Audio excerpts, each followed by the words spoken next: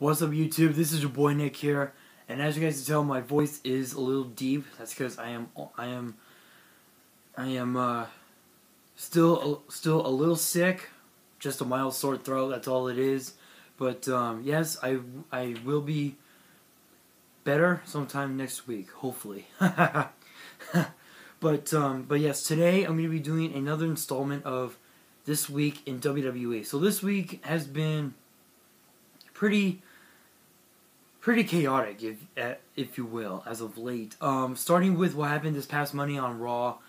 Braun Strowman kicked off the show when he said that he was proud of what he did to Roman Reigns, and then Kurt Angle came in and said that Braun Strowman should be suspended for that. And instead, Braun Strowman was given the night off.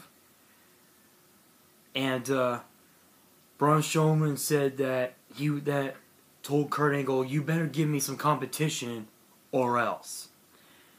And of course, with Braun Strowman, the "or else" is beating up every superstar that's backstage in the locker room until he gets what he wants. And after he put Kalisto in the trash can, Big Show decided to shoulder block him, or shoulder tackle him, if you will, to a wall, to one of those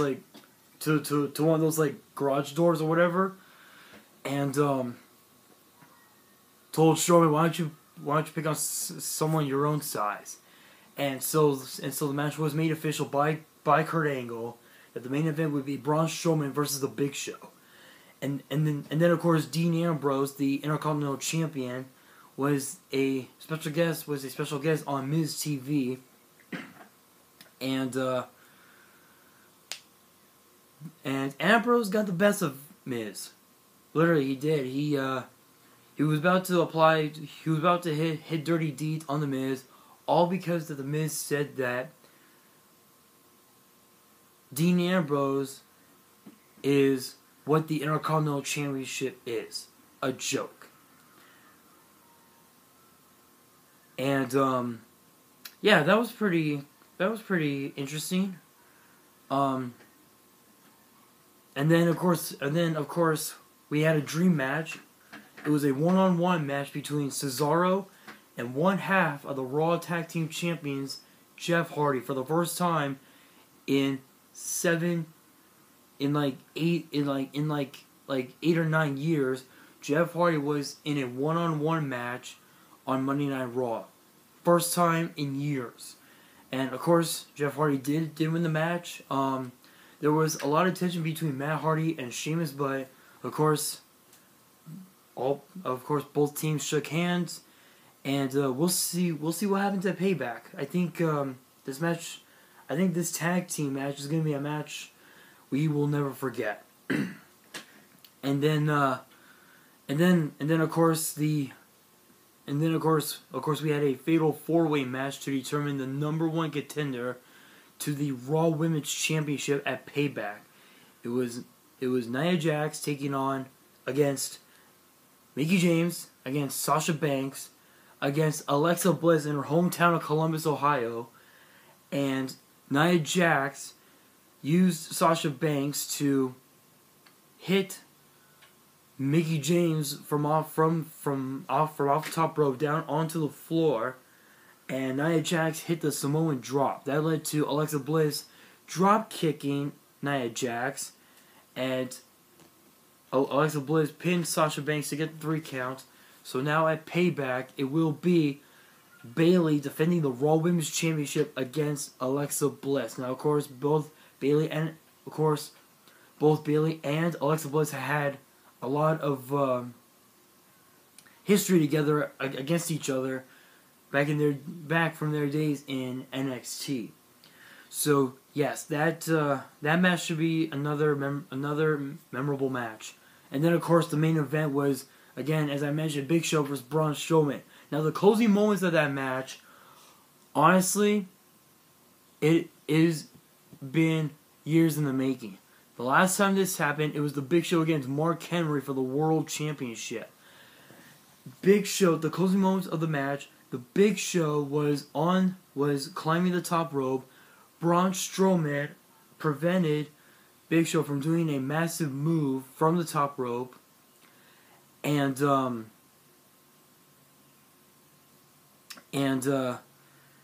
Strowman hit a superplex on Big Show onto the mat, and the ring just imploded, completely destroyed.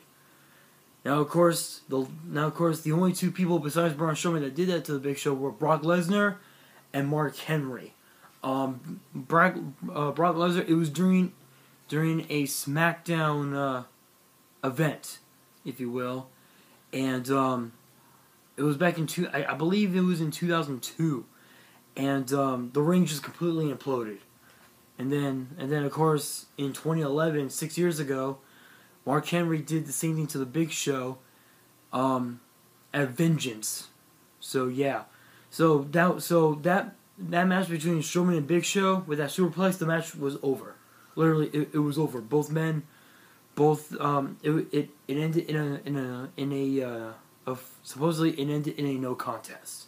And then of course on SmackDown Live, we had a 6-pack challenge between Luke Harper, Eric Rowan, Sami Zayn, Dolph Ziggler, Mojo Rawley, and Jinder Mahal. Now, the closing moments of that match, Sami Zayn was about to hit the haluva kick on Jinder Mahal, but of course from 205 Live, the BollyWood Boys got involved and prevented Sami Zayn from hitting the haluva kick. That led to Jinder Mahal capitalizing by giving him a clothesline and giving him a Cobra Clutch slam, like a rock bottom type slam. That led to Jinder Mahal pinning Sami Zayn, and therefore your number one contender for the WWE Championship at Backlash will be Jinder Mahal. Now, of course, yes, Randy Orton may be the champion now, but Jinder Mahal will have to will have to go up against either Randy Orton or Bray Wyatt. Now, of course, the caveat is whoever becomes champion will be going to SmackDown Live. Now, of course, Randy Orton was already a part of SmackDown Live, so if Bray Wyatt regains the championship, then he'll go back to SmackDown Live. It's the same thing with Kevin Owens and Chris Jericho. If Jericho wins back the United States Championship, he goes to SmackDown Live, and I believe Kevin Owens goes back to Monday Night Raw. I'm not so sure, especially with the whole Superstar Shakeup thing. I'm not really sure, but yes. And then of course we had an impromptu number one contenders match between Charlotte Flair and the SmackDown Women's Champion Naomi. Now, of course, the caveat was this: if Charlotte Flair defeated Naomi, Charlotte Flair would get a title shot. Charlotte Flair won the match by using natural selection, and yeah, and so now I believe now next week on SmackDown Live, Charlotte Flair is gonna get a title match against Naomi. So yeah, and then of course we had a video package of what Shinsuke Nakamura is all about, and yeah, and then we had a tag team match between American Alpha and the Shining Stars, Epico and Primo. That of course the Shining Stars end up winning the match, but yeah, and then of course on NXT, there was a steel cage match that completely ended the rivalry once and for all between the Perfect 10, Ty Dillinger, and from the faction known as Sanity, Eric Young. It was in a steel cage match, and I believe Ty Dillinger won. To be honest, I've never seen NXT before. The only NXT show that I did see was NXT TakeOver Orlando. That was the only NXT show I have ever saw, ever. But yes, but after the match, Ty Dillinger had said some heartfelt words to the NXT universe, and yeah, so he is again. So yes, Ty Dillinger, like Shinsuke Nakamura, is on the SmackDown Live roster, and yeah, I'm actually curious to see what's gonna go down next Monday night on Raw and of course on SmackDown Live. Well, that is it for this week in WWE. Hope you guys enjoyed this video. Give this video a thumbs up, and remember to post comments below. And remember to subscribe and bell me for more WWE and YuGiOh opening videos. I have a lot of can't even speak. I have a lot more YuGiOh content coming up, especially with booster box opening, deck profiles. I will be doing a summer giveaway starting in June. I'll have more details on that next month, and I will also be doing fan mail as well, strictly for YuGiOh only. But of course, WWE fans can also send in mail. I'll explain the rules of that next month as well. And on that, this is your boy Nick here, signing out.